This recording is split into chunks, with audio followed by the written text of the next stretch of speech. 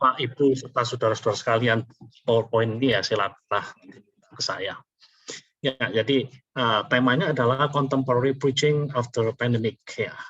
Jadi kalau kita perhatikan di sini ada dua kata ya, cukup sebenarnya tiga kata lah. Ada contemporary, ada preaching, ada after pandemic ya. Perkenankan saya kemudian istilahnya membedanya satu persatu. Jadi kata yang pertama yaitu preaching dan contemporary. Kalau kita bicara dengan ini, kita berbicara mengenai tugas untuk mewartakan firman Tuhan. Dan semuanya, saya pikir semuanya sudah tahu. Jadi khotbah itu adalah mewartakan firman Tuhan, bukan mewartakan diri kita sendiri. Bukan mewartakan keberhasilan kita. Bukan mewartakan pengalaman kita, tetapi mewartakan, ya katakanlah karakter Tuhan, jati diri Tuhan, yang istilahnya termanifestasi melalui pengalaman hidup kita. Nah, preaching adalah hal yang terkait dengan tugas pewartaan firman Tuhan. Sementara kalau kita bicara mengenai contemporary kalau kita rujuk pada kamus, katakanlah kamus besar bahasa Indonesia, salah satu definisi dari contemporary adalah masa kini atau dewasa ini. Jadi di sini kita melihat ada pewartaan firman Tuhan, dan kemudian ada masa kini atau masa ini. Jadi kita lihat di sini ada sesuatu yang terkait dengan teks kitab suci, di mana di dalamnya ada kebenaran-kebenaran yang abadi, yang harus kita ekstrak, dan kemudian harus kita sampaikan kepada jemaat. Ada teks, yang kalau kita berbicara mengenai preaching, nah sedangkan kalau kita berbicara mengenai contemporary, kita berbicara mengenai konteks. Dalam hal ini adalah konteks di mana preaching itu atau khotbah itu disampaikan. Ya, jadi kalau kita lihat di sini khotbah kontemporer, kalau begitu berarti adalah suatu usaha untuk menyeberangkan kebenaran abadi dari kitab suci. Ya, jadi kebenaran-kebenaran abadi dari kitab suci itu kita gali sedemikian rupa. Saya percaya Bapak, Ibu, serta saudara-saudara sekalian di sini, sebagian besar, kalau tidak semuanya sudah istilahnya terlatih untuk menggali teks-teks di dalam Alkitab. Kita melakukan apa yang disebut dengan nama, hal pertama yang kita lakukan adalah yang disebut dengan exegeting the Bible. Maksudnya mengeksegesa Alkitab. Kita mencoba untuk menemukan makna dari sebuah teks, menemukan pesan yang ada di sana, menemukan amanat teks, dan kemudian menyeberangkan kepada masyarakat yang hidup di dalam konteks masa kini. Jadi saya melihat contemporary preaching ini paling tidak ya melibatkan dua tugas ya, yang saya sebut dengan exegeting the Bible dan exegeting the culture, yang mengeksegesis Alkitab dan juga mengeksegesis katakanlah budaya atau mengeksegesis situasi ya, yang ada di dalam kehidupan masa kini. Nah, ya kalau kita ingin menjadi seorang komunikator Injil yang efektif, ya kedua-duanya ini harus dikerjakan dengan baik. Gitu. Ya, nah kita harus mengerjakan bagian kita, yaitu menangani katakanlah bagian yang ada di sini. Alkitab adalah sebuah teks kuno, namun di dalamnya ada kebenaran-kebenaran abadi, ada pesan-pesan yang senantiasa relevan untuk menjawab semua kebutuhan manusia dari segala zaman. Tidak dibatasi oleh segala zaman. Inilah yang menjadi keyakinan kita. Kalau saudara tidak punya keyakinan seperti itu, sudah berhenti jadi hamba Tuhan.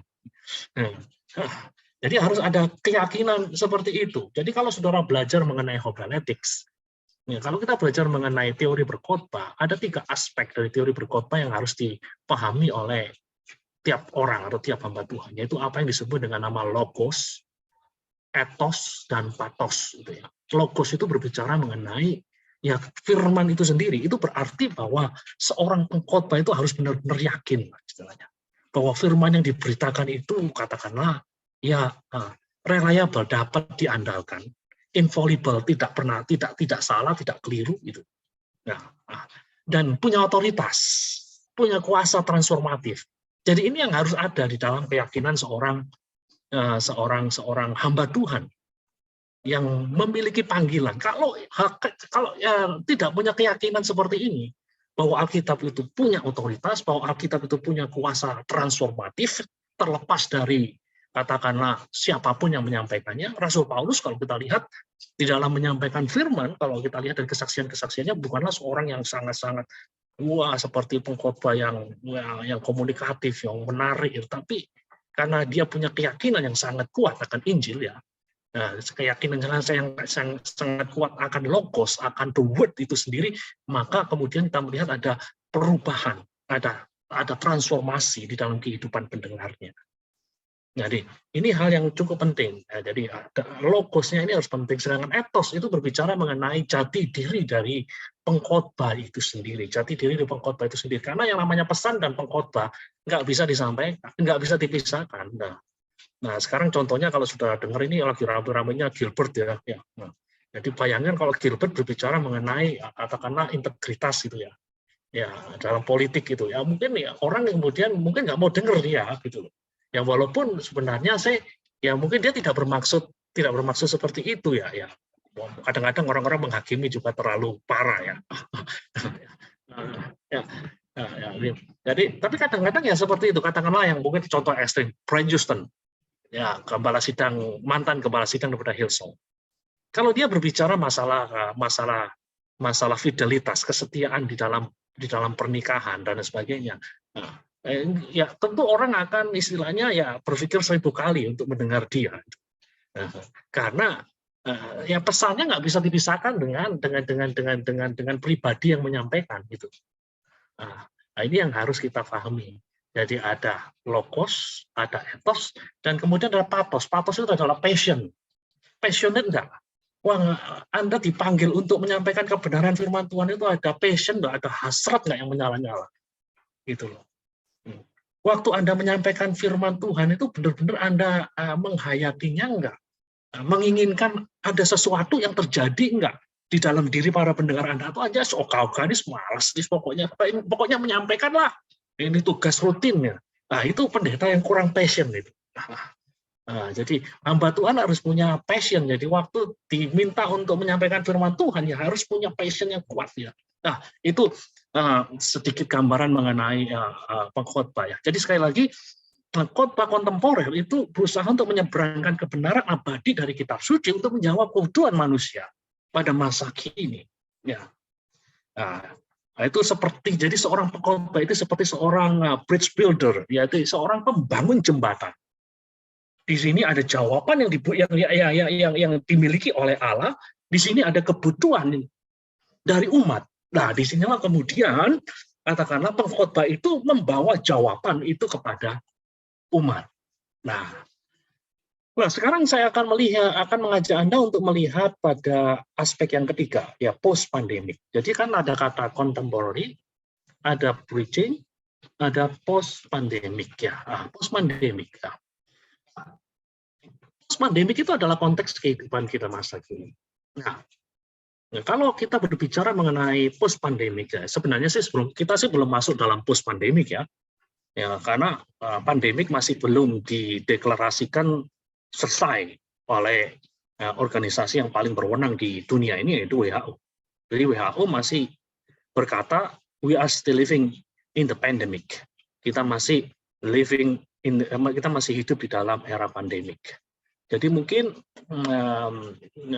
saya akan lebih berbicara mengenai konteks masa kini lah, ya, ketimbang, ya, temanya adalah khotbah kontemporer, ya, khotbah kontemporer. Yang saya pikir kita belum masuk dalam post pandemik, kita mengantisipasi post pandemik, ya.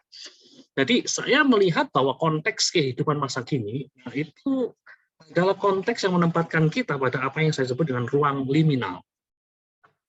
Ruang liminal. Apa itu liminal?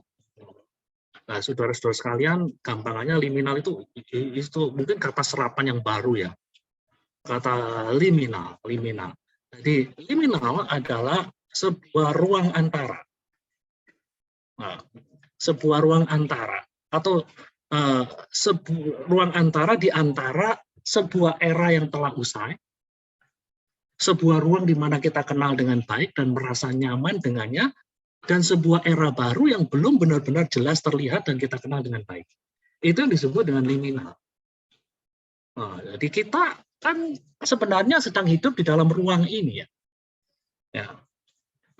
Ruang yang kita kenal dulu, katakanlah ibadah pra-pandemi itu seperti apa.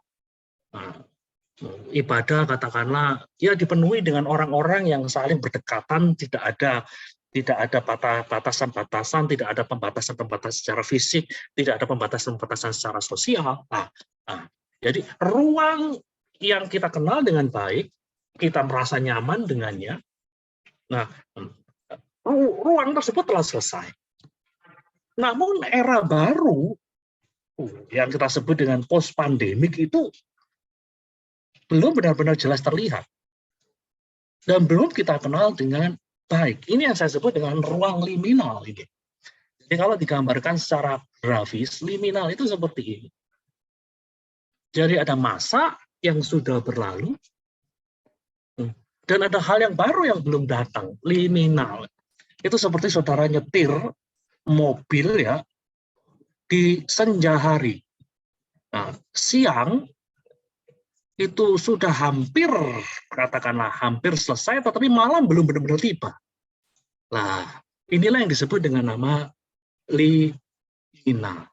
Nah, dalam kondisi normal, saudara-saudara sekalian, yang namanya gereja itu bisa masuk dalam ruang liminal ini. Contohnya ketika terjadi transisi kepemimpinan. Dari gembala lama ke gembala baru, itu ada ruang liminal gitu, ruang liminal. Yang lama ya sudah nggak lagi seperti itu, tetapi yang baru belum benar-benar menampilkan bentuknya yang jelas gitu. Nah, itu dalam keadaan normal sebuah gereja. Jadi kalau saudara sedang mengembalakan sebuah gereja yang katakanlah baru seperti yang saya lakukan saat ini ya, saya kan baru mengembalakan sidang sekitar 2-3 tahun ya. Nah, itu saya sedang mengalami apa yang saya sebut dengan nama ruang liminal ini ya. Ada sebuah transisi. Namun saat ini saudara-saudara sekalian, oleh karena pandemi, liminalitas ini bukan dialami oleh 1-2 gereja, liminalitas ini dialami oleh semua gereja di dunia, tak peduli gereja di negara maju, negara berkembang, negara kaya, negara miskin, gereja kecil, gereja raksasa, yang kita sebut dengan nama mega churches, itu semua mengalami liminalitas semacam ini. Dan inilah konteks kehidupan dari kita semua hari-hari ini. Kita sedang hidup di dalam ruang liminal. Nah, apa yang ditimbulkan oleh liminalitas, saudara-saudara kalian? Ini yang perlu untuk kita pahami. Yang ditimbulkan oleh liminalitas pertama-tama adalah ambiguitas. Jadi tidak ada bentuk dan arah yang jelas itu. Nah, seperti tadi, yang lama sudah berlalu atau tengah berlalu, sementara yang baru itu belum benar-benar datang. Jadi kita nggak tahu bentuknya seperti apa. Ibadah, katakanlah yang akan datang itu bentuk pastinya seperti apa, kita masih mendebak-debak, kita masih mencari-cari. Nah, demikian pula khotbah yang efektif itu seperti apa, kita masih mencari-cari bentuk dan arah yang jelas itu. Jadi liminalitas itu membawa ambiguitas, ambigu. Yang lama itu belum benar-benar berlalu. Sama seperti kalau saudara-saudara sekalian berada dalam situasi senja hari. Siang hari itu belum benar-benar berlalu, tetapi sedang berlalu. Sementara malam itu belum benar-benar datang. Nah, di sini ada ambiguitas. Selain ambiguitas, liminalitas juga menciptakan kebingungan. Jadi kita tahu harus berbuat apa gitu. Kita tidak tahu harus berbuat apa. Desain dari ibadah yang harus kita buat itu enaknya gimana ya? Apakah murni online, ataukah murni onsite, ataukah hybrid modelnya seperti itu? Ada kebingungan. Dan selain kebingungan, nomor 3 adalah ada kecemasan dan ketakutan. Karena apa? Karena apa yang sebelumnya jelas, normal ini nggak ada lagi. Apa yang sebelumnya jelas, sehingga segala sesuatu itu katakanlah kita bisa memiliki tingkat prediksi yang lebih baik. Kalau sekarang ini nggak seperti itu. Sesuatu yang ada di depan kita masih belum jelas. Dan saudara-saudara sekalian, sesuatu yang belum jelas itu yang membuat kita takut. Tahu? Apa yang membuat kita takut? Mati. Itu loh. Saya yakin semuanya istilahnya dalam kadar tertentu kan takut mati. Kalau nggak takut mati, ya nyebrang nggak lihat kanan kiri. Kalau tidak takut mati, yang namanya king cobra ya dipegang begitu saja. Dari dalam kadar tertentu ya kita semua, ya, secara natural, secara alamiah itu takut mati. Kenapa takut mati? Penjelasan yang paling istilahnya akurat untuk menjelaskan mengapa kita takut mati adalah karena kita berhadapan dengan sesuatu yang tidak kita kenal, unknown.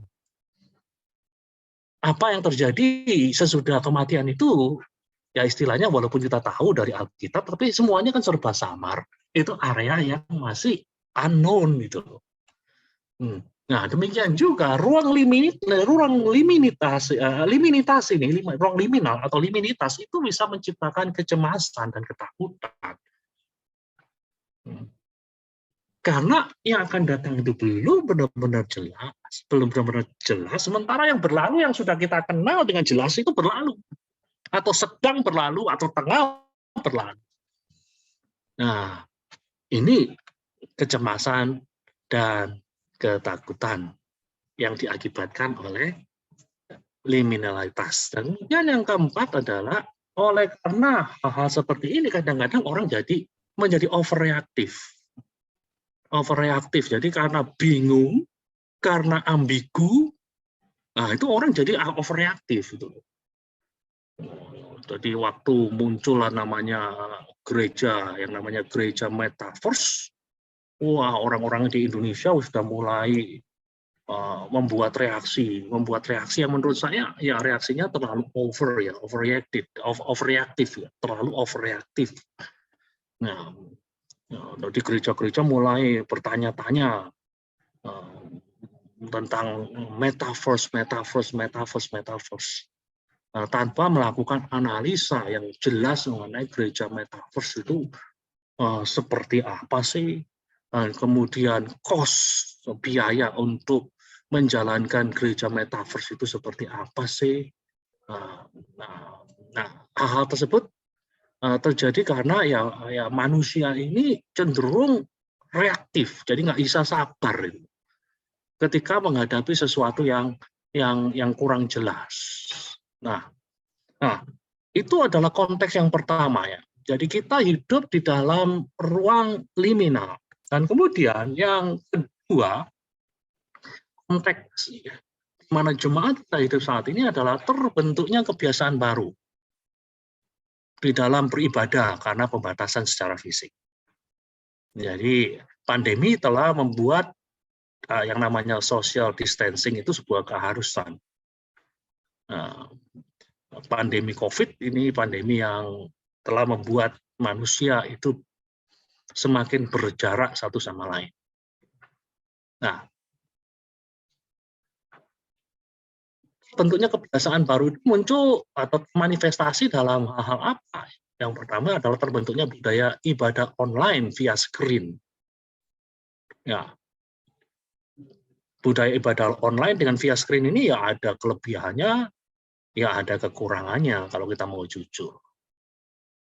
Jadi kelebihannya ya bisa diakses di segala ruang, bisa diakses di segala waktu, dan kekurangannya ya bisa jadi ada lebih banyak distraksi, ada lebih banyak hal-hal yang dapat mengganggu kekusyukan ibadah itu ketimbang ibadah onsite. Nah, kemudian tereksposnya jemaat pada berbagai model ibadah dan pengajaran. Jadi pembatasan sosial telah mengakibatkan dengan cepat sekali, telah menyebabkan adanya pandemi, telah menyebabkan adanya akselerasi penggunaan teknologi di dalam ibadah. dan akhirnya gereja di mana saja, hampir semua gereja, mungkin tidak semua gereja, memiliki tayangan-tayangan online. Nah, disinilah kemudian jemaat itu terekspos dengan berbagai macam model ibadah. Orang-orang gereja sidang jemaat Allah tidak hanya tahu bagaimana orang-orang GSCA beribadah, tetapi katakanlah mereka juga bisa tahu bagaimana orang-orang HKBP beribadah, bagaimana orang-orang GBI beribadah, bagaimana orang-orang dari denominasi lain beribadah dengan model mereka sendiri. Dan juga jemaat juga terekspos sebagai berbagai macam pengajaran.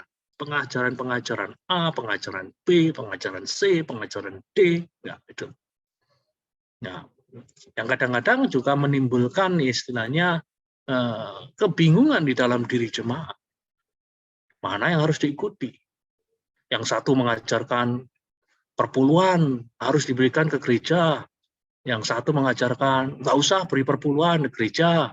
Nah, di situ kan akhirnya jemaat kemudian ya ada jemaat yang bingung, ada jemaat yang kemudian pilih-pilih dan menggunakan apa yang menjadi preferensi dan istilahnya menggunakan khotbah-khotbah itu untuk membenarkan preferensinya. Itu jadi macam-macamnya. Jadi ini yang terjadi. Dan hal yang lain yang terjadi adalah jemaat menjalani apa yang saya sebut dengan incomplete service. Ibadah yang tidak utuh. Jadi ibadah online itu membuat jemaat-jemaat kadang-kadang ya ikut ibadah, ada yang ikut cuma pujiannya, ada yang cuma ikut khotbahnya. Ya, jadi ibadahnya menjadi ibadah yang tidak utuh itu loh. Nah, jadi pertanyaannya adalah apakah ini akan membawa dampak di dalam kehidupan pribadi-pribadi mereka yang beribadah dan menjalankan ibadah yang tidak utuh ini? Ya tentu saja tidak. Ya tentu saja iya. Ada pengaruhnya. Dan kemudian yang keempat adalah ini yang boleh kata ya tak terhindarkan. Ada pemangkasan durasi waktu ibadah.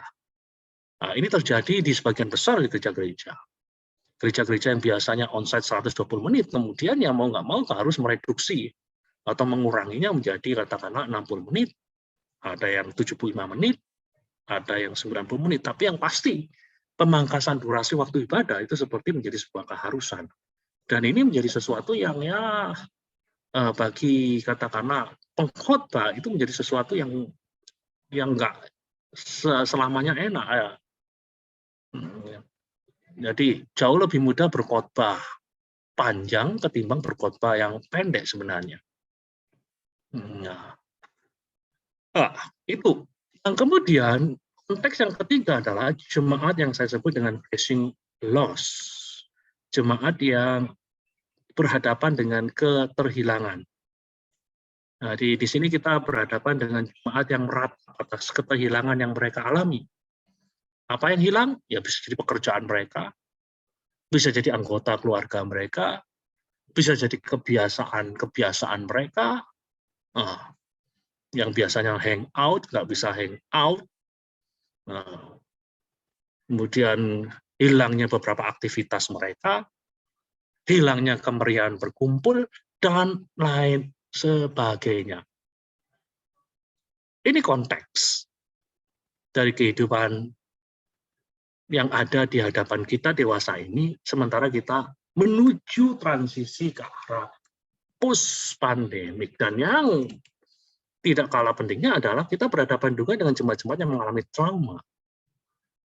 Ya, trauma ya bisa jadi trauma oleh karena ya keterhilangan anggota keluarganya.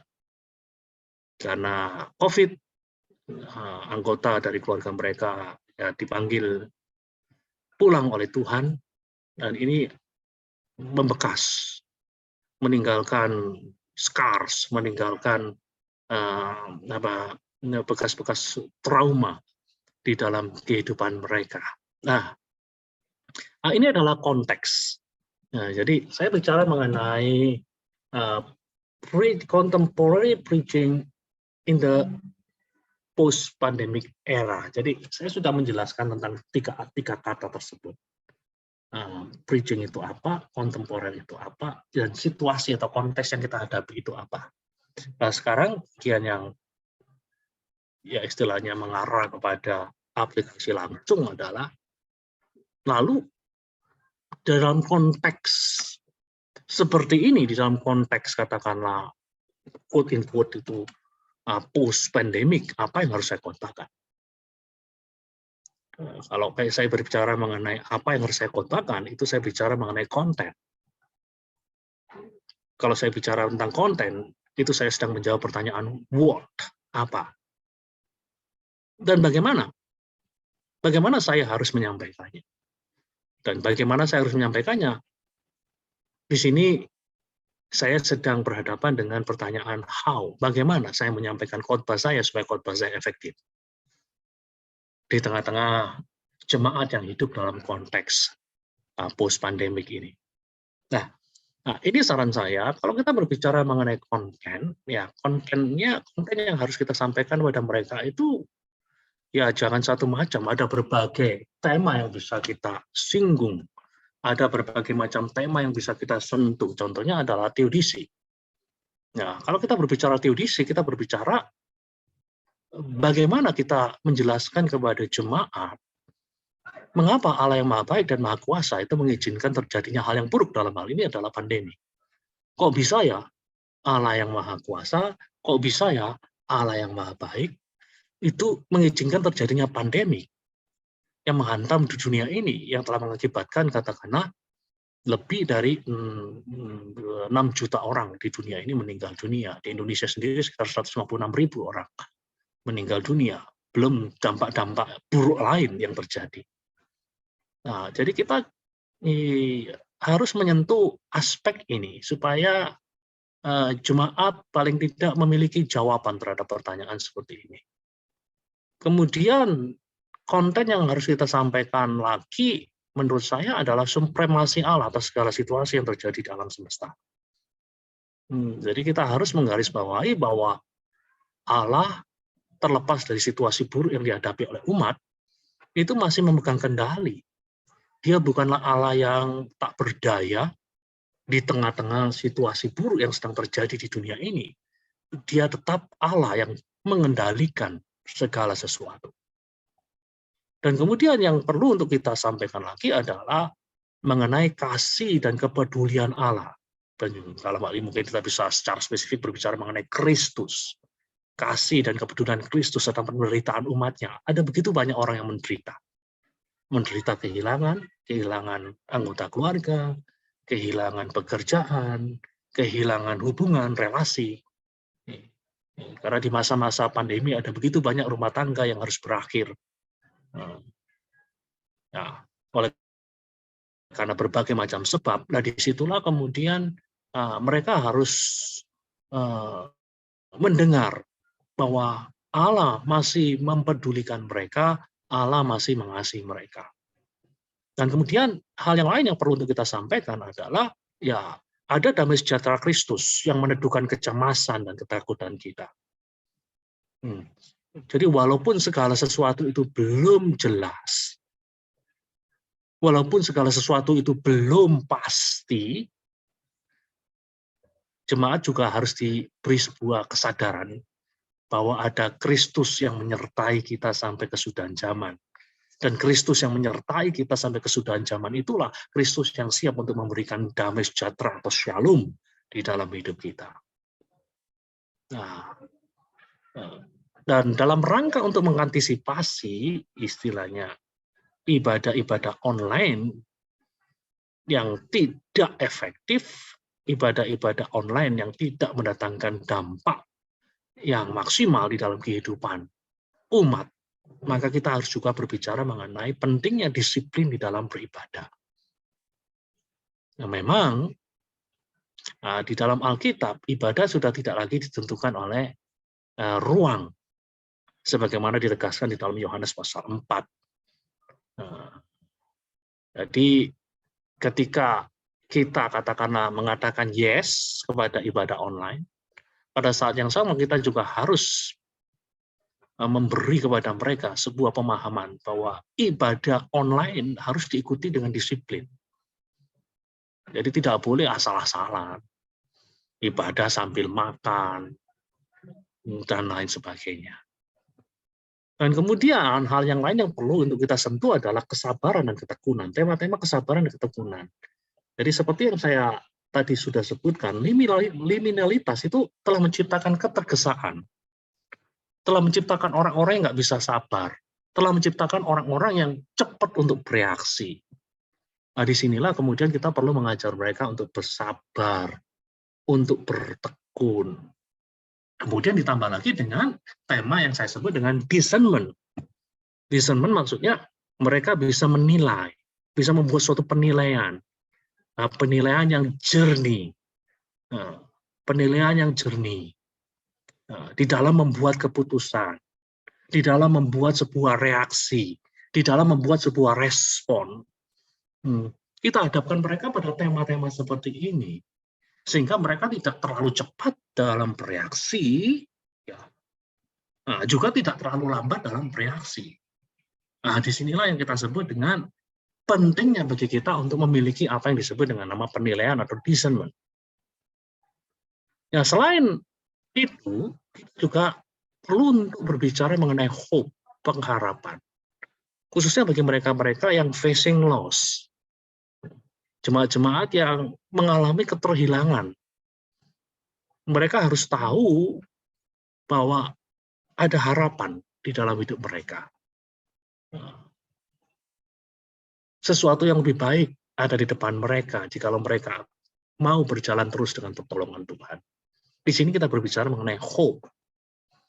Dan kemudian kita juga berbicara mengenai topik-topik yang terkait dengan living after traumatic experiences. Jadi hidup sesudah mengalami pengalaman traumatis itu harusnya bagaimana? Ini yang di dalam jemaat yang saya layani, saya juga menyentuh tema-tema seperti ini karena ada beberapa jemaat yang kehilangan anggota keluarganya. Jadi bagaimana kita bisa menolong mereka untuk bisa hidup bebas dari bayang-bayang pengalaman yang traumatis ini. Nah, kemudian kita juga perlu untuk menyentuh topik-topik seperti fungsi dan keuntungan dari meratap, gitu loh. Ratapan. Dalam salah satu khotbah saya juga berbicara mengenai hal ini. Meratap. Meratap apakah sesuatu yang sahih di dalam pengalaman orang-orang percaya? Iya, why not? Gitu loh. Bahkan di dalam Alkitab kita kenal ada satu buku yang namanya Kitab Ratapan. Mazmur-mazmur pun penuh dengan mazmur ratapan yang sifatnya individual dan mazmur ratapan yang sifatnya komunal. Jadi kalau Alkitab itu sendiri memberi tempat, memberi ruang bagi lemen, bagi ratapan, nah, kenapa kita tidak memberi ruang bagi jemaat kita untuk melakukan praktis ini, praktis lemen atau meratap? Nggak ada salahnya bagi jemaat Tuhan untuk meratap. Gitu. Yesus sendiri di atas kayu salib berbicara, Eli, Eli, lama sabachthani. Dia mengutip Mazmur pasal 22. Nah, disinilah kemudian kita perlu menyentuh topik-topik ini sehingga jemaat itu juga bisa mengalami kesehatan, mengalami istilahnya ya pemulihan secara psikologis gitu. Ya. Dan kemudian yang juga tidak kalah pentingnya adalah right teaching. Kita juga perlu dari waktu ke waktu berbicara mengenai pengajaran yang benar. Karena hari-hari ini jemaat kita mendengar banyak hal. Sebagian adalah heresi itu adalah ajaran-ajaran sesat. Ajaran yang betul-betul memang bertentangan dengan apa yang diyakini oleh gereja di dalam sepanjang zaman. Misalkan saja ajaran-ajaran yang menentang Trinitas, yang menentang Allah Tritunggal, itu dianggap sebagai sebuah heresi, dianggap sebagai sebuah bidat, dianggap sebagai sebuah ajaran sesat. Ya. Nah, selain itu kita juga perlu untuk mengajarkan jemaat kita right teachings against heterodoksi. Jadi ada beda di antara heresi dan heterodoksi. Heresi itu adalah namanya heresi itu ajaran sesat. Ya, ajaran sesat contohnya menolak, katakanlah menolak pengajaran mengenai Trinitas, menolak pengajaran mengenai Kristus itu adalah 100% Allah, 100% manusia. Itu ajaran-ajaran yang disebut dengan nama heresi. Tetapi ada ajaran-ajaran yang disebut dengan nama heterodoksi. Heterodoksi mungkin tidak sampai separah heresi, tidak sampai separah ajaran-ajaran sesat, namun ajaran-ajaran itu dipandang sebagai ajaran-ajaran yang di dalam jangka waktu tertentu bisa mengganggu kesehatan gereja, baik secara individual maupun secara komunal. Heterodoksi. Nah, contohnya ya kita bisa berbicara katakanlah mengenai hyper grace, itu contoh kasarannya begitu. Kalau di dalam masa pandemi ini ada banyak juga ajaran-ajaran yang sifatnya heterodoksi. Ajaran-ajaran heterodoksi yang menggunakan ajaran-ajaran yang menggunakan Mazmur 91, contohnya sebagai istilahnya tameng untuk mengatakan tidak pada vaksin karena orang-orang percaya itu pasti terlindungi. Nah, itu ajaran-ajaran yang heterodoks itu. Jadi yang mengajarkannya bisa jadi tidak termasuk di dalam mereka-mereka yang bisa dikategorikan sebagai pengajar sesat, tetapi mereka yang mengajarkannya itu dianggap sudah mengajarkan ajaran-ajaran yang bisa membahayakan kesehatan iman dari jemaah. Nah, jadi ini kita berbicara mengenai konten. Dari contemporary preaching itu kontennya bisa bermacam-macam, bisa bervariasi. Jadi disarankan saudara-saudara sekalian tidak hanya fokus pada satu tema saja, temanya pengharapan, nah, jangan itu. Tapi saudara lihat di sini kita punya berbagai macam tema, dan tema-tema ini bisa dikembangkan dengan lebih banyak lagi. Nah, itu mengenai word, mengenai kontennya. Nah, sekarang pertanyaannya adalah pertanyaan yang kedua adalah terkait dengan masalah how, bagaimana. Bagaimana kita bisa menyampaikan khotbah kita secara efektif dan efisien. Ya, menurut saya hal pertama yang perlu kita lakukan adalah jangan biasakan berkhotbah dengan pendekatan ayatiah. Jadi ya menggunakan satu ayat dan kemudian ya proof texting lah istilahnya. Jadi jangan biasakan berkhotbah dengan pendekatan ayatiah. Jadi Anda punya gagasan, kemudian Anda ambil satu ayat untuk mendukung gagasan Anda. Itu pendekatan ayatiah. Jadi sepat mungkin galilah kebenaran yang ada di sebuah perikop, Kalau kita bicara perikop itu kita bicara mengenai katakanlah satu paragraf atau dua paragraf atau tiga paragraf. Nah, kemudian kaitkan dengan tema-tema yang relevan lah di masa pandemi. Nah, kemudian hal yang kedua adalah bangun sebuah struktur khotbah yang baik. Bangun sebuah struktur khotbah yang baik. Struktur yang baik itu akan kita berputar-putar ke sana dan kemari. Masyarakat istilahnya nantinya post pandemik adalah masyarakat yang ya istilahnya terbiasa untuk mendengar khotbah yang padat, kemudian bernas, dan ringkas, singkat gitu, nggak terlalu panjang. Kalau kita tidak punya struktur yang baik, maka khotbah kita itu akan berputar-putar ke sana dan kemari. Nah, bisa jadi akrobatik. Nah, jadi masyarakat post pandemik sekali lagi menghendaki pesan yang bernas, dan bukan saja bernas penuh dengan isi dan dapat dipercaya, namun juga ringkas dan singkat. Nah, supaya kita bisa menampilkan kebenaran itu ringkas, singkat, dan bernas, kita perlu punya struktur khotbah yang baik. Nah, gampangannya begini, saudara-saudara sekalian. Memang kalau kita bicara mengenai ilmu berkhotbah itu luas sekali. Saya pernah mengajar advance homiletics itu 1 semester penuh. Nah, ya, ada homiletik lanjutan ya, ilmu khotbah lanjutan itu homiletik penuh. Jadi apa yang saya tampilkan di sini hanya pro istilahnya cuplikan-cuplikan dari apa yang ada di dalam rangkaian pelajaran yang cukup panjang itu ya. Jadi struktur dasar khotbah yang menurut saya baik itu paling tidak yaitu harus mengandung 3 hal ini. Ada penjelasan, ada ilustrasi, dan ada aplikasi PIA. Itu kalau kita gunakan pendekatan dari seorang pakar berkhotbah dari Amerika yang namanya Bryan Chapell di dalam bukunya Christ-Centered Preaching. Bryan Chapell menyarankan agar setiap pengkhotbah menggunakan pendekatan PIA ini di dalam menyampaikan khotbahnya. Ada penjelasan, ada ilustrasi, ada aplikasi supaya bisa ditangkap dengan baik oleh jemaat kita dalam berbagai macam konteks, termasuk konteks post-pandemi. Nah, kalau kita bicara tentang penjelasan, itu kita berbicara mengenai apa sih yang menjadi amanat teks. Amanat teks, apa sih yang menjadi makna yang hendak diseberangkan oleh Allah melalui teks tersebut, itu yang perlu kita jelaskan. Dan kemudian ilustrasi, di sini digunakan untuk memperjelas amanat teks. Ilustrasi itu bisa berupa kesaksian pribadi yang sesuai, atau bisa pengalaman orang lain yang sesuai. Dan pada akhirnya kemudian aplikasi. Aplikasi bagaimana amanat teks tersebut diterapkan di dalam kehidupan orang-orang. Katakanlah, sebagai suami, kira-kira teks ini berbicara apa?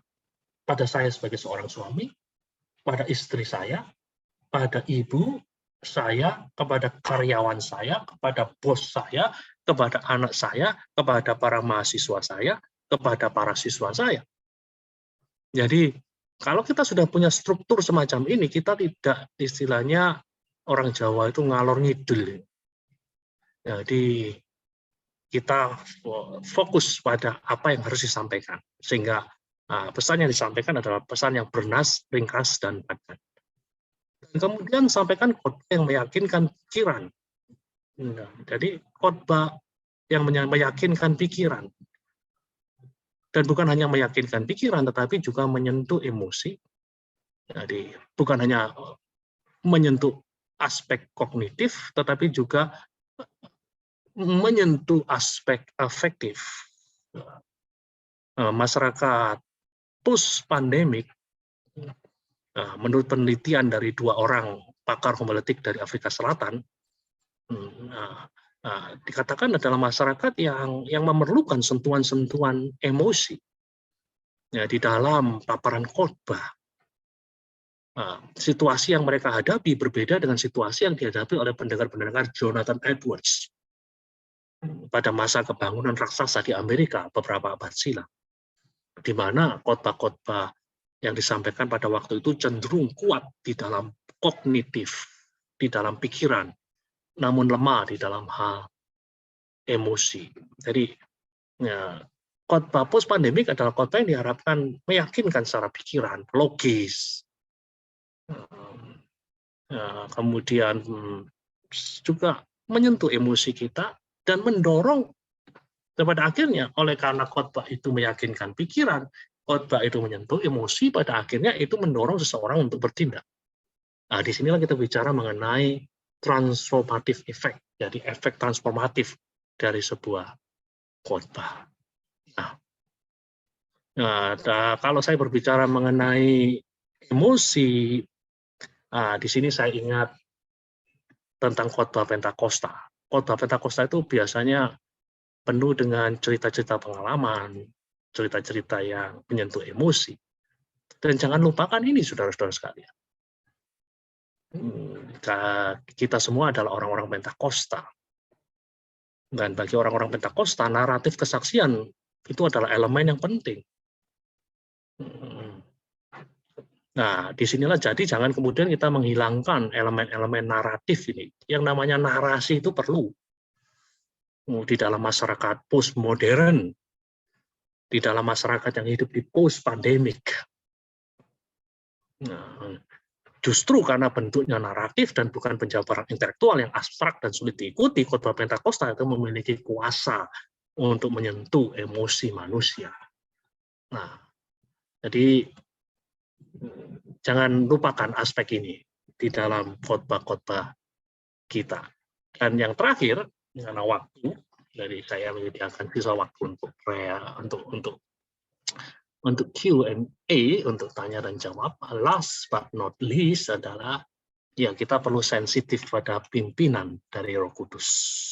Last artinya yang terakhir, namun bukan berarti not least, bukan berarti yang tidak penting. Ya, kita sebagai orang-orang Pentakosta perlu sensitif pada pimpinan dari Roh Kudus.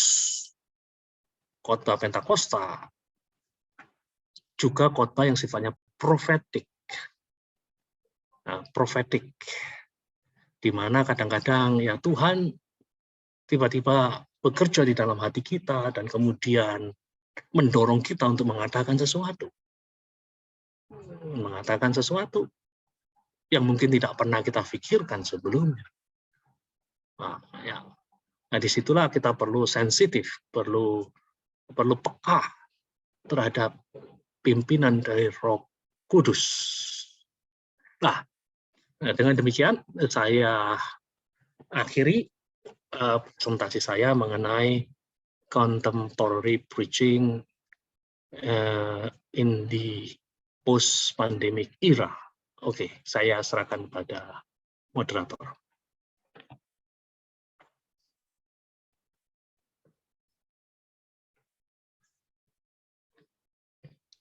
Baik, Ibu Sekda, Ibu Vena Leong akan menjadi moderator kita pada sesi ini. Saat ini kita akan membuka kesempatan bagi Bapak Ibu yang ingin bertanya berkaitan dengan khotbah-khotbah post-pandemik ini. Di sini sudah ada Pak Agus Trianto yang angkat tangan ya, Pak Agus. Oke, udah silakan Pak Agus. Terima kasih Pak Gani buat pemaparannya yang sangat memberkati. Tadi Pak Gani menyampaikan ada dua aspek dalam pendekatan psikologi, yaitu dari aspek kognitif, dari sisi pikiran, dan ada dari sisi afektif yang dapat menyentuh emosi. Saya kira perlu ada tambahan satu lagi Pak, yaitu konatif atau motoris. Bagaimana akhirnya akan membuat para pendengar ini bisa mengerti dan melakukan apa yang dipaparkan, apa yang dikhotbahkan oleh si preacher atau si pengkhotbah. Jadi saya kira tidak hanya sampai di tahap afektif, tetapi juga di sisi konatifnya atau motorisnya. Mungkin bisa menyampaikan penjelasannya Pak, kenapa tidak sampai kepada faktor yang ketiga ini dalam bidang pendekatan psikologi Pak. Terima kasih Pak. Oke, jadi kalau kita perhatikan sebenarnya sih saya sudah menyinggung hal tersebut walaupun secara tidak langsung ya. Kalau kita perhatikan di sini di how-nya ya. Ini kita lihat di how-nya. Ya, ini sampaikan khotbah yang meyakinkan pikiran. Ini bicara mengenai aspek kognitif, menyentuh emosi, berbicara mengenai afektif, dan pada akhirnya yang mendorong seseorang untuk bertindak. Inilah yang disebut dengan aspek yang mungkin tadi disebut oleh Pak Agus sebagai aspek konatif ya. Aspek yang terkait dengan will, dengan kehendak manusia untuk melakukan sebuah tindakan. Jadi saya setuju dengan apa yang dikatakan oleh Pak Agus tadi, hanya saya mungkin tidak membagi sesuai dengan apa yang Pak Agus tadi saya sampaikan, namun sebenarnya isi dari pikiran saya dan dengan Pak Agus itu pada dasarnya adalah sama, karena di sini ada kata mendorong seseorang untuk bertindak. Itu Pak Agus. Terima kasih untuk masukannya. Oke, mungkin saya bisa memberikan sebuah pertanyaan juga dalam kaitan dengan pendekatan psikologi, Pak. Seringkali dalam penyampaian firman Tuhan kepada audien atau kepada jemaat, seringkali kita bisa melihat ada jemaat yang seringkali menjadi tidak tertarik dengan khotbah-khotbah kita. Mungkin kadang malah bisa ngantuk atau apa sajalah yang seringkali kita bisa lihat di dalam ibadah, sehingga penyerapan dari informasi firman Tuhan yang kita sampaikan dalam khotbah menjadi tidak maksimal. Kira-kira pendekatan psikologi apa yang bisa kita sampaikan? Apakah ada kayak seperti lelucon-lelucon yang kita masukkan, atau tentang ya job-job yang intinya dalam kaitan entah berupa ilustrasi atau apa, atau pendekatan apa yang membuat khotbah kita ini menjadi hidup, didengar dan juga penuh dengan urapan begitu, sehingga akan sangat berdampak bagi setiap jemaat yang dilayaninya, Pak. Itu aja, Pak, yang mungkin bisa saya tanyakan kepada Bapak. Terima kasih, Pak. Ya, tugas kita adalah mempersiapkan khotbah itu sebaik dan seefektif mungkin ya. Ya, itu berarti bahwa kalau kita perlu untuk belajar mengenai psikologi daripada listener, psikologi daripada pendengar, ya itu adalah sesuatu hal yang baik. Contohnya kita perlu belajar mengenai seberapa efektif sih seseorang itu bisa mendengar. Berapa lama seorang bisa mendengar dengan efektif. Kalau seorang itu hanya bisa mendengar secara efektif, katakanlah 20 menit, ya jangan berkhotbah 2 jam 20 menit. Nah, itu akan menjadi sesuatu yang istilahnya akan menjadi tidak efektif. Ya. Contohnya seperti itu, kita belajar dari ilmu neurobiologi, kita bisa belajar dari psikologi, ya banyak hal yang bisa kita pelajari sebagai seorang preacher, sebagai seorang pengkhotbah, termasuk di dalamnya melakukan apa yang Pak Agus tadi sampaikan, melakukan icebreaker. Contohnya entah itu dengan cerita, entah itu dengan joke, entah itu dengan kalau zaman sekarang melalui video klip pendek untuk mengarahkan konsentrasi daripada pendengar kita. Ada banyak hal yang bisa kita lakukan. Jadi ya supaya khotbah itu efektif, ya memang kita harus mempersiapkan. Tapi kalau kita berbicara mengenai efek dari khotbah itu bukan urusan kita, itu urusannya Roh Kudus yang bekerja di dalam diri seseorang. Dan itulah sebabnya kemudian doa menjadi sesuatu yang tidak terpisahkan di dalam persiapan kita untuk berkhotbah. Karena tugas kita adalah mempersiapkan, menyampaikan khotbah sebaik mungkin, sedangkan efek atau akibat dari yang kita khotbahkan itu urusan dari Roh Kudus yang bekerja di dalam hati seseorang. Ya, sesuatu waktu ada 2 pengkhotbah, satu namanya Josh Whitefield, yang satu saya lupa namanya. Kalau dibandingkan khotbah daripada Josh Whitefield sama khotbah dari orang ini, itu dari sudut pandang retorika, ilmu retorika ya, ilmu berkhotbah, ilmu penyampaian gagasan, itu memang Josh Whitefield itu masih kalah lah sama orang ini. Tetapi kalau dilihat dari efek transformatifnya, yaitu khotbah Josh Whitefield itu yang kelihatan lebih menghasilkan buah. Disinilah kita bicara mengenai apa yang saya sebut dengan nama urapan. Ya. Jadi mau nggak mau ya 2 hal ini yang perlu untuk kita lakukan. Kita mempersiapkan diri sebaik mungkin, menyampaikan firman sebaik mungkin dengan menggunakan segala hal yang kita ketahui dari berbagai macam disiplin ilmu. Dan kemudian yang berikutnya, ya kita tinggal mendoakan. Kita mohon urapan Tuhan supaya ada efek transformatif dari khotbah kita. Oke, baik Pak Gani, terima kasih buat pemaparannya. Dan Yesus memberkati.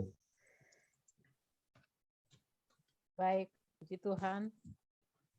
Intinya give the best ya Pak Agus.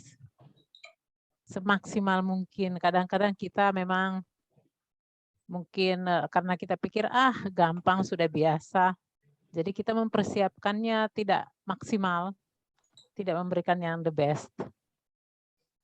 Adakah yang akan bertanya lagi atau ingin memberikan pendapat semacam diskusi mungkin? Silahkan Bapak Ibu. Atau sudah sangat jelas? Mungkin sudah pakar-pakar semua ya dalam berkhotbah. Pak Mulop tertawa. Pak Mulop ada pertanyaan? Adakah? Kalau kita kan pendeta-pendeta Pentakosta, kadang-kadang sudah dipersiapkan, tiba-tiba Roh Kudus berbicara yang lain katanya. Jadi tiba-tiba berganti topik. Baik, saya lihat Ibu Mauli. Raise hand ya Bu Mauli. Host minta tolong dibuka Ibu Mauli. Ibu Mauli akan bicara. Baik, silakan Ibu Mauli. Shalom Bapak Pendeta Gani. Ya, saya tadi mendengar tentang penjelasan itu kalau tidak boleh ayatiah gitu ya. Padahal kalau dari eskatologi kan kita memang dari penjelasan itu kita mengeksegesi yang satu ayat itu, misalnya ada kata kuncinya tentang pertobatan kah atau pemulihan gitu kan. Itu kan ayat juga, Pak. Bagaimana?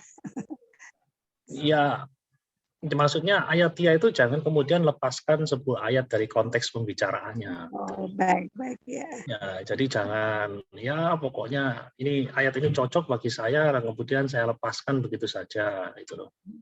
Tidak boleh. Tidak boleh, jadi harus dibaca di dalam keseluruhannya. Jadi pengertian dasar di dalam satu perikop itu apa. Jadi kemudian jangan lepaskan sebuah kata, karena yang namanya sebuah kata tanpa konteks itu bisa berarti macam-macam, bisa berarti apa saja itu. Ya, contohnya kalau boleh saya katakan, kalau kita menggunakan kata gila, kata gila kalau tanpa konteks ini bisa dipahami macam-macam. Bisa dipahami macam-macam. Tapi dengan adanya sebuah konteks, kata gila itu punya arti. Contohnya, kalau saya punya seorang teman yang sangat cukup dekat dengan saya sejak kecil. Pada waktu dia di sekolah dasar, dia nggak naik kelas 2 kali.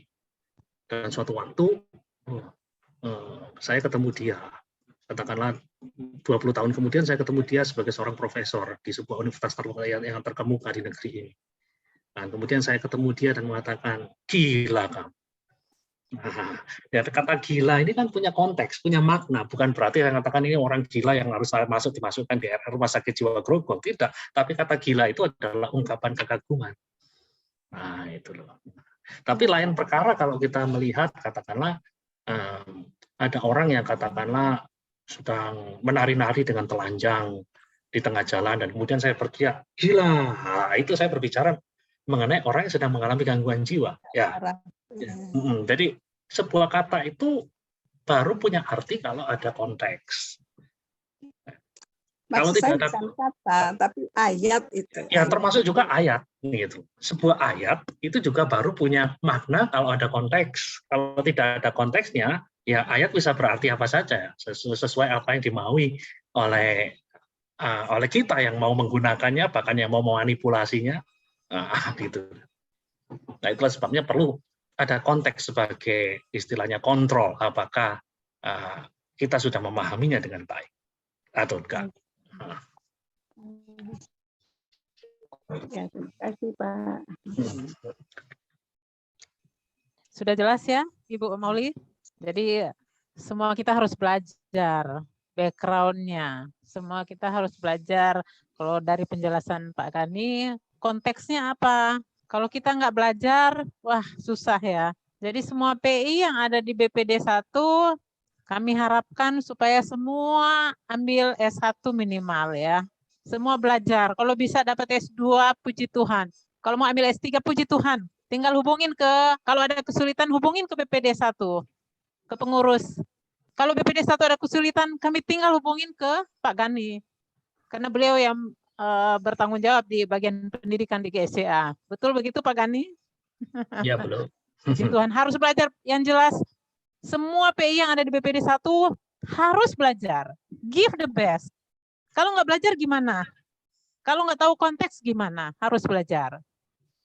Baik, ini ada lagi pertanyaan dari Rahadi ya tadi di chat. Apa yang akan kita lakukan ketika kita ditembak untuk khotbah besoknya? Sementara mental kita belum siap. Bagaimana tuh katanya Pak Gani? Ya, sebenarnya bagi seorang pelayan Injil, belajar itu tidak mengenal waktu. Jadi, ya kadang-kadang istri saya bertanya, kamu kok siap sih ya? Kok bisa langsung siapin khotbah katakanlah dalam waktu 30 menit tanpa persiapan? Saya mengatakan saya bukannya tanpa persiapan. saya melakukan persiapan itu bahkan walaupun saya tidak sedang berkhotbah. Jadi tuntutan inilah yang seharusnya kita jalani di dalam kehidupan kita sebagai seorang pelayan Injil. Jadi bukan hanya pada saat kita ada tugas berkhotbah baru kita belajar, tapi pada saat kita tidak berkhotbah, kita pun juga belajar, punya catatan-catatan, sehingga pada waktu ditembak ada khotbah dadakan, apalagi kalau Anda sebagai gembala sidang, itu kan harus siap ya. Kadang-kadang tiba-tiba pembicara nggak datang, pembicara sakit, pembicara berhalangan, macet di Jakarta. Nah, kita mau apa? Siapa yang akan menggantikan mereka? Nah, disitulah kemudian kita perlu untuk always be ready gitu loh, selalu siap. Jadi persiapannya jangan hanya pada saat mau ada jadwal khotbah saja, tapi every day you prepare yourself. Jadi setiap hari Anda menyiapkan diri Anda, nah, gitu. Oh, mungkin ada orang mengatakan itu teori, bukan teori, ini harus sesuatu yang harus kita jalani kalau kita mau menjadi seorang pelayan Injil yang maksimal. Baik, terima kasih Pak Gani untuk penjelasannya. Rahadi, Bapak Rahadi udah nangkap ya atau masih mau ada komentar lagi Pak Rahadi? Udah diberikan jempol. Puji Tuhan, artinya Pak Rahadi harus standby, harus siap terus. Hidup kita itu adalah pembelajaran. Semua kita harus belajar every time. Jadi baik itu kita lagi di jalan, lagi di rumah, kita bisa catat-catat tadi seperti Pak Gani bilang. Buat catatan. Dan harus belajar selalu. Puji Tuhan. Ada lagi yang akan tanya? Ini ada komentar dari siapa nih? Dari wilayah 4 ya, Lovely. Lovely Bay itu siapa ya? Nggak ditulis namanya. Beliau tulis, memang terkadang ditemukan pengkhotbah yang mengutip ayat, tapi saat dicek di perikop ternyata nggak sesuai dengan tema yang disampaikan. Yaitu tambahan ya Pak Gani ya? Ya. Yaitu tambahan. Jadi hati-hati ya, kalau kita kutip ayat, kita kasih penjelasan ayat ya, tahu-tahu nggak sesuai dengan perikopnya. Seperti itu. Ada lagi yang ingin tambahkan? Ingin tambahkan atau ingin nanya? Oh, ini dari Pak Togar Sitorus. Ini Pak Togar Sitorus ini Pak Gani, dia penginjil di BPD 1 Pak Gani. Jadi BPD 1 kadang mengirim dia, mengutus dia ke daerah-daerah karena dia panggilannya adalah seorang penginjil. Nih, beliau ada masukan dari seorang penginjil. Mohon host dibuka. Salam Pak Gani, selamat sore. Sore. Ya, saya sangat tertarik sekali dan antusias mendengarkan pemaparan Bapak karena selama ini memang salah satu pengagum juga apabila Pak Gani memberikan pelajaran-pelajaran yang penting buat kita guys ya. Tapi ya sore ini saya lebih menantang lagi bahwa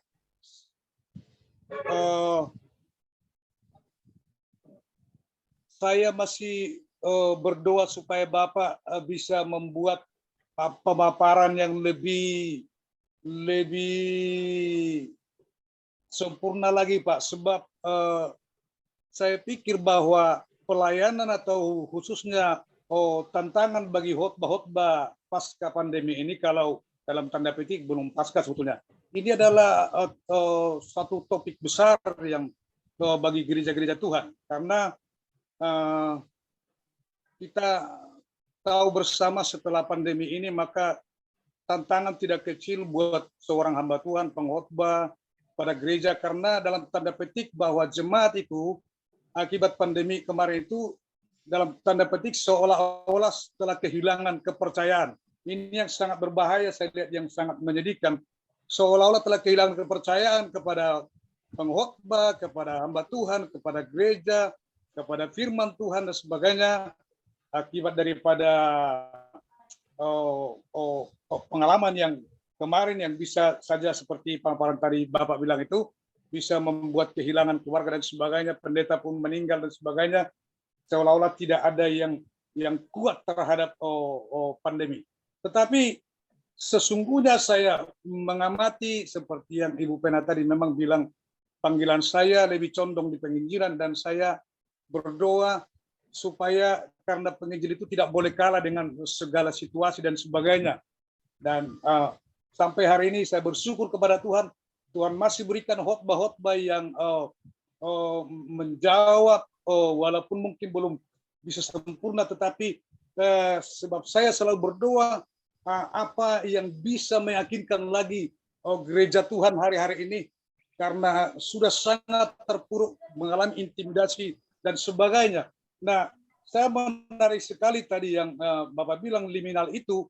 Saya percaya itu, tetapi lebih kepada mungkin metode caranya berubah, tetapi saya meyakini bahwa firman Tuhan itu tidak pernah berubah, dan Yesus Tuhan Yesus tidak pernah berubah. Memang ada orang yang mati karena COVID, tetapi juga banyak orang juga bisa didoakan sembuh dari COVID. Nah, jadi dengan tidak panjang lebar, mungkin karena Bapak sekarang lagi memang fokus penelitian besar tadi, tetapi saya sebagai salah satu pelayan Tuhan yang memberitakan Injil kemana-mana dan melihat banyak situasi gereja hari-hari ini, saya sangat berharap, berdoa, meminta bahwa Pak Gani akan bisa menggali ini lagi, karena memang Tuhan percayakan Bapak bisa menjadi ketua pendidikan dan teologi di gereja ini, dan saya sangat terkesan dengan diktat beberapa waktu lalu, back to the roots, dan saya yakin sekali bahwa kembali ke Pentakosta itu bisa menjawab, sangat bisa menjawab apa yang Bapak bilang ini liminal. Jadi kita berdoa Pak, sisihkan waktu, karena hamba-hamba Tuhan, jemaat di gereja itu sangat membutuhkan hari-hari ini memang jawaban yang lebih pasti lagi, bahwa sesungguhnya Tuhan tidak pernah berubah dan Alkitab tidak pernah berubah. Tetap amin, dan tetap berkuasa firman Tuhan, tetap Alkitab ini jadi jawaban yang pasti walaupun habis pasca pandemi. Saya berpikir yakin seperti itu. Jadi itu saja yang saya bisa beri masukan Pak Gani supaya menolong kita banyak hal di pelayanan gereja. Terima kasih. Tuhan berkati. Tuhan berkati. Thank you, Pak. Just short comment, Pak Gani. Atau mau ada komentar lagi terhadap komentar dari Pak Togar, khususnya berkaitan dengan dia bilang liminal itu ya. Dengan tadi kan saya bicara mengenai istilahnya topik yang bermacam-macam. Salah satu topik yang perlu untuk kita garis bawahi adalah supremasi Tuhan atas segala situasi, termasuk COVID. Jadi kita bicara tentang ya keperkasaan Tuhan lah, kehebatan Tuhan di atas segala sesuatu, baik bagi mereka yang sembuh dari COVID ataupun katakanlah mereka yang mati karena COVID. Jadi Tuhan berkuasa, Tuhan punya supremasi atas segala situasi dan keadaan. Itu salah satu topik yang mungkin bisa kita sampaikan kepada jemaat. Tapi jangan itu terus, ada banyak aspek dari kehidupan yang bisa disampaikan melalui khotbah kontemporer. Baik, Pak Togar sudah jelas ya. Jadi ketergantungan kita kepada Roh Kudus bukan berarti kita melalaikan persiapan kita. Kita melalaikan logika atau apa yang tadi Pak Gani sudah sampaikan. Ini ada Ibu Pitkian angkat tangan. Kita masih punya waktu 8 menit lagi. Jadi saya beri kesempatan kepada Pitkian. Silahkan Pitkian. Ya, terima kasih Pak Gani.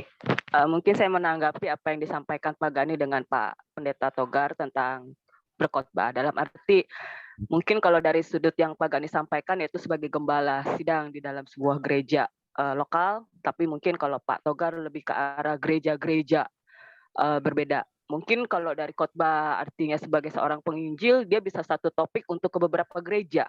Tapi kalau satu gembala selalu dengan topik yang sama, mungkin makanan konsumsi bagi jemaatnya akhirnya menjadi kayak ya seperti yang telah ditanggapi Pak Gani bahwa kita harus jangan topiknya cuma itu saja. Mungkin saya menanggapinya Begitu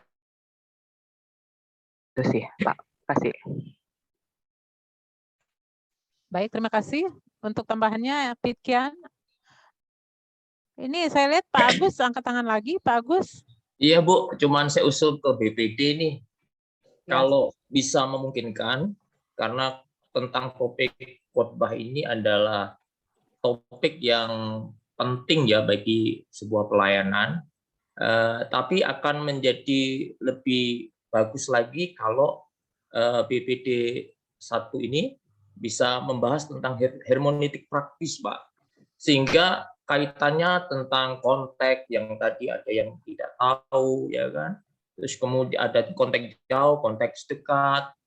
Itu saya kira juga perlu untuk pembahasan sehingga akan memperlengkapi pemahaman kita dalam praktek dalam bentuk sebuah khotbah menjadi jauh lebih baik, sehingga dengan demikian PI boleh diperlengkapi untuk menjadi hamba-hamba Tuhan dengan khotbah-khotbah yang handal dan semakin jadi berkat. Itu usulan sih Pak Diaspora, kalau memang berkenan Pak Gani boleh menyampaikan itu, karena ada macam-macam hermeneutik ya. Kita misalnya hermeneutik yang berkaitan dengan akhir zaman, hermeneutik dalam kaitannya dengan bentuk cerita dan sebagainya. Nah, yang kontekstual dengan gaya pelayanan model zaman sekarang ini yang bagaimana. Nah, ini saya kira akan menolong kami para PU untuk bisa mengembangkan pelayanan yang lebih baik khususnya dalam bidang khotbah. Itu saja yang saya sampaikan. Mohon tanggapan Pak Diaspora. Terima kasih masukannya Pak Agus. Masukan yang sangat baik, karena sekarang banyak anak-anak muda yang malas ke gereja, mereka lebih suka nonton di YouTube, lihat di media sosial, mereka bilang di situ banyak sekali para pengkhotbah yang jauh lebih bagus katanya. Jadi kalau kita tidak mempersiapkan dengan baik, memang bahaya buat pelayanan kita juga. Jangan asal-asalan. Jadi itu satu usul yang sangat bagus. Mungkin nanti next kita akan mempertimbangkannya. Namun, tapi sepertinya tadi ada yang angkat tangannya. Siapa tadi yang saya lihat? Bukan. Pak Tony Latif bukan? Bukan ya, kepencet ya. Baik. Karena waktu tinggal 5 menit, waktu selanjutnya saya serahkan kembali kepada Pak Ketua. Silakan Pak Ketua. Sekalian menanggapi mungkin apa masukan dari Pak Agus dan yang lain-lain. Waktu selanjutnya saya serahkan kepada Pak Dias. Baik, terima kasih Pak Agus, bahwasannya memang kita ini para pendeta, baik yang sudah lama menyelesaikan studi dari teologi, sekolah teologi maupun yang masih baru, kadang-kadang jalan kita untuk menjadi seorang pelayan Injil itu berbeda-beda. Ada yang karena sudah mulai di gereja, kemudian oleh gembala direkomendasi jadi PI. Ada yang memang lulus dari sekolah teologi, tapi ada juga yang setahun begitu sudah lulus dari sekolah teologi. Sehingga kemudian hal-hal mendasar seperti yang Pak Agus tadi usulkan tentang hermeneutik supaya mengerti konteks dekat, konteks jauh dari satu ayat ketika menyampaikan firman Tuhan itu penting. Oleh karena itu nanti saya merasa bahwa masih ada program kita tentang meningkatkan skill dari para PI, skill ya, dan pemahaman Alkitab itu merupakan salah satu bagiannya.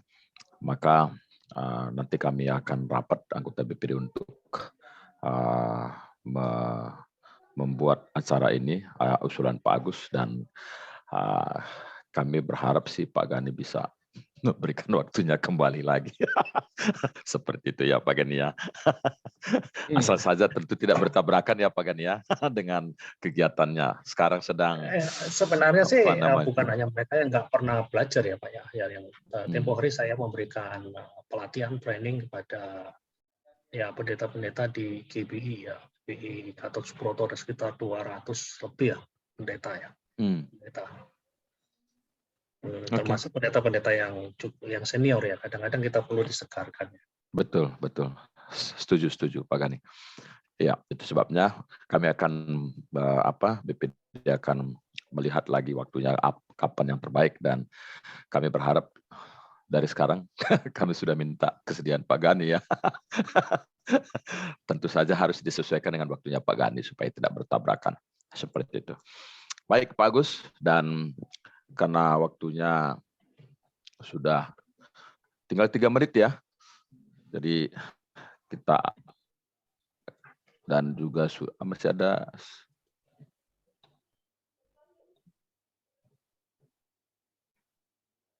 ini ada tanggapan dari salah satu PI kita, Pendeta Femina. Ada beberapa pengkhotbah menggunakan isu terkini, termasuk isu-isu yang lagi viral tapi cukup menimbulkan kontroversi di dalam kekristenan. Contoh, debat Trinitarian dan Unitarian, Paul Jang, MKC, dan lain-lain. Bagaimana menurut Pak Gani? Oh, ini ternyata masih ada pertanyaan. Pak Gani, mungkin bisa berikan tanggapan singkat ini untuk ini.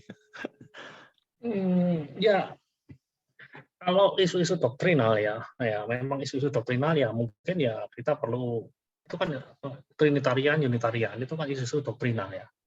Jadi kalau untuk khotbah yang katakanlah 20-30 menit itu rasanya kurang mantap kalau disampaikan dalam bentuk khotbah.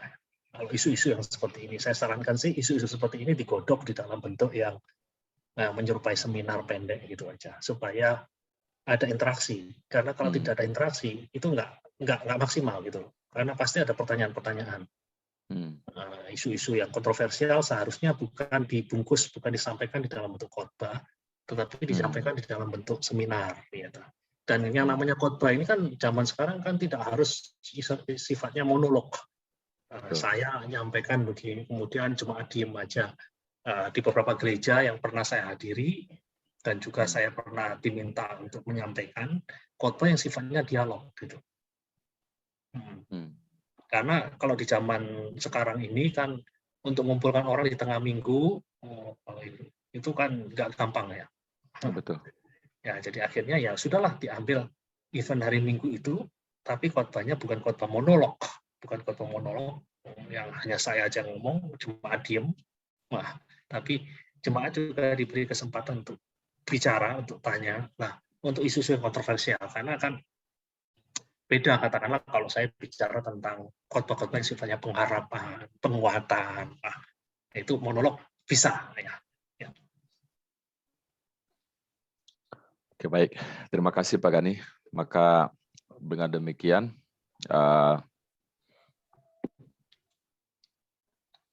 ya memang sih perlu juga ya seperti yang Pak Gani mengatakan, ada seminar-seminar singkat begitu ya terkait seperti topik-topik yang menjadi viral, doktrin-doktrin yang harus kita perkuat juga, doktrin yang benar menurut Alkitab seperti itu ya. Jangan sampai kita udah PI terus kemudian diombang-ambingkan.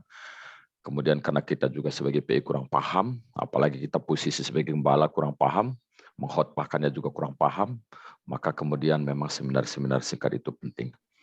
Baik, terima kasih. Sekali lagi, dengan demikian rangkaian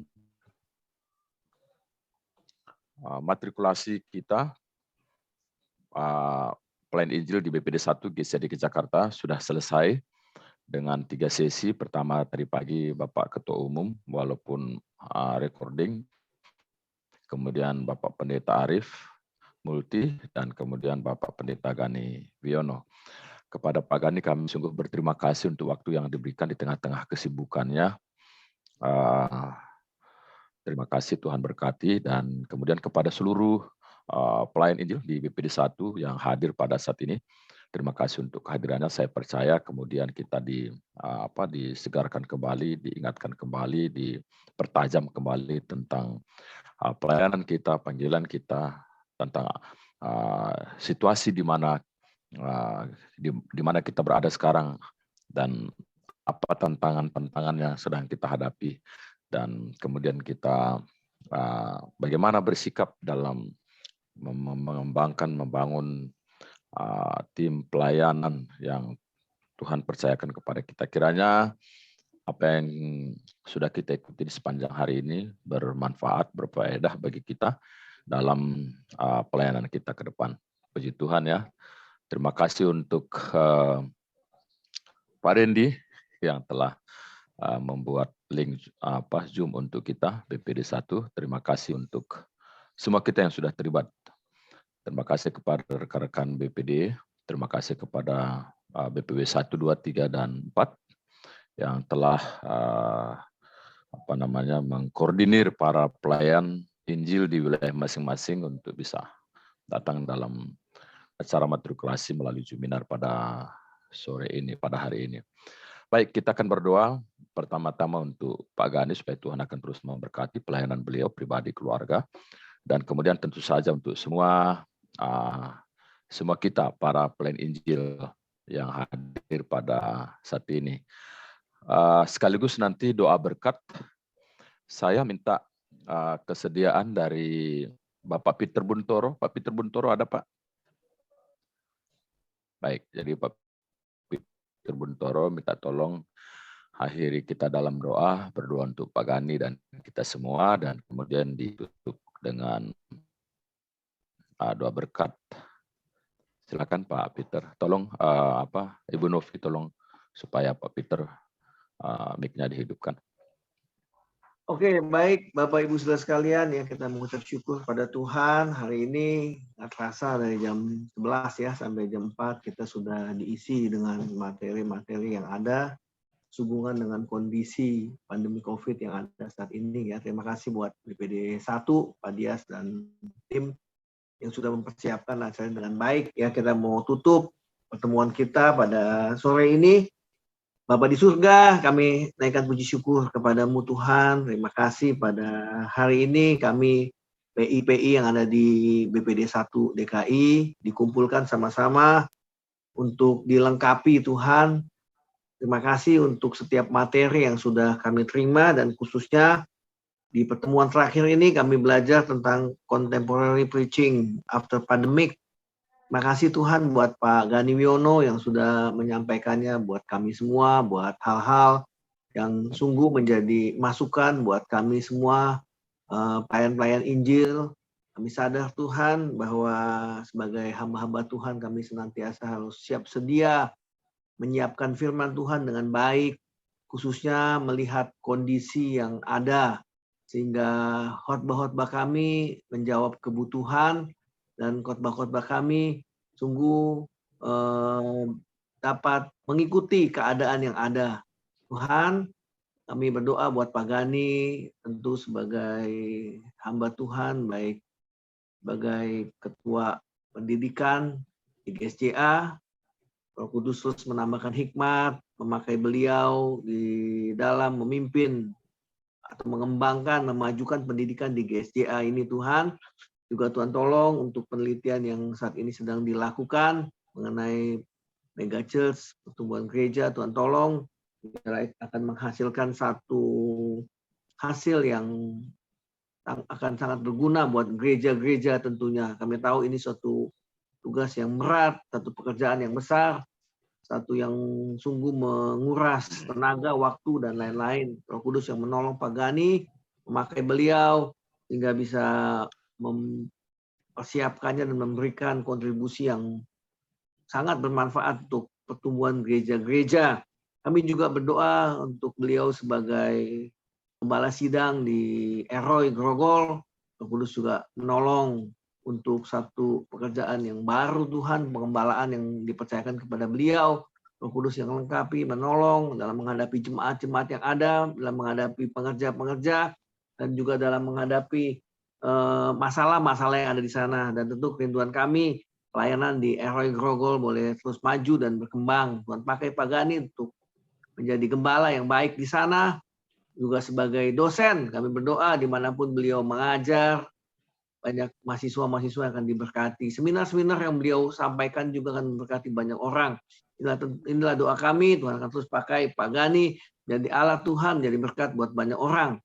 Terima kasih Tuhan, kami juga terus berdoa buat BPD 1, GSJA, ya Tuhan akan memakai Pak Dias dengan aparatur semua yang ada, menolong semua bekerja sama dengan baik, melengkapi satu dengan yang lain, sehingga semuanya akan menjadi satu kesatuan, Kami rindu Allah nggak lain. Pelayanan Tuhan, pekerjaan Tuhan di BPD 1 DKI semakin maju Tuhan. Dan khususnya gereja-gereja akan terus bertumbuh.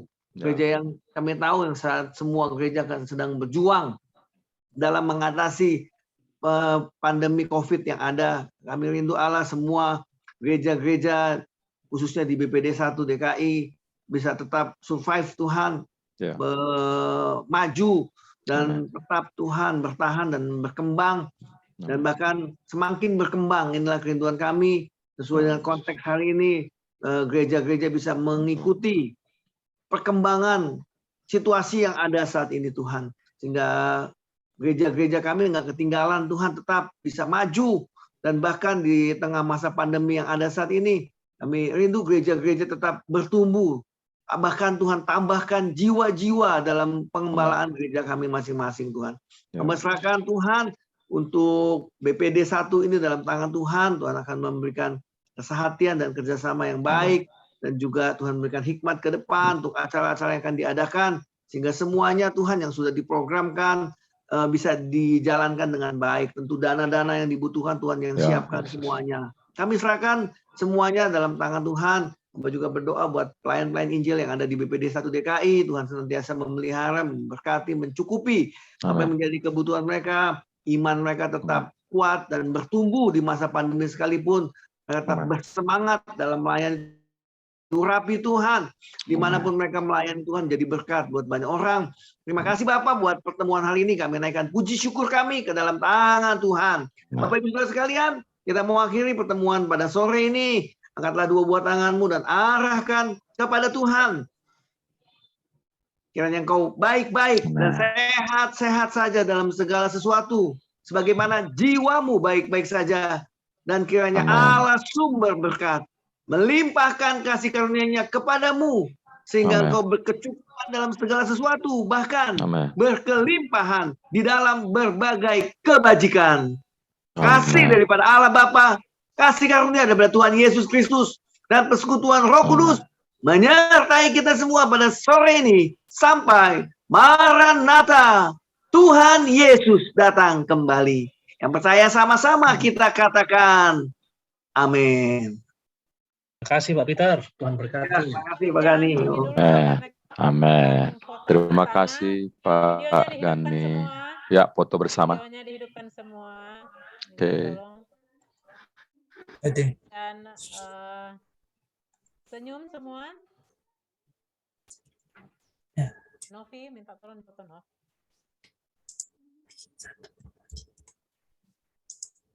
Oke, 1, 2, 3. Pak Holly juga ya di foto.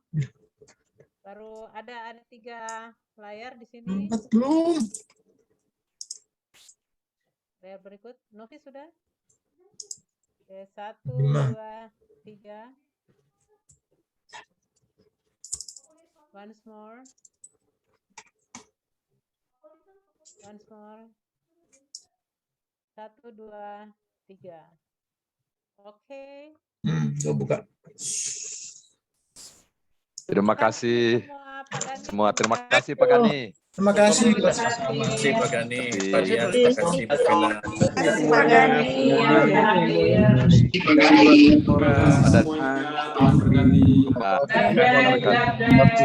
Sehat buat semua. Pak Peter, Pak Agus. Semua BPW juga terima kasih. Ibu Mei. Terima kasih.